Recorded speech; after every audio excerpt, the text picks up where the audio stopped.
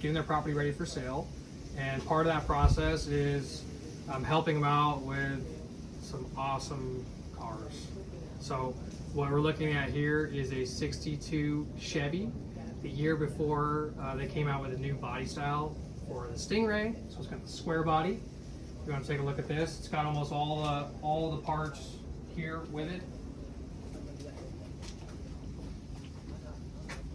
Then we've got the 1955 Chevy Bel Air with your nice, beautiful sky Carolina blue.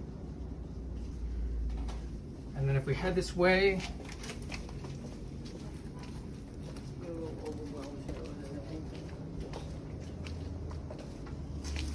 we have got a 1937 Ford pickup. Porsche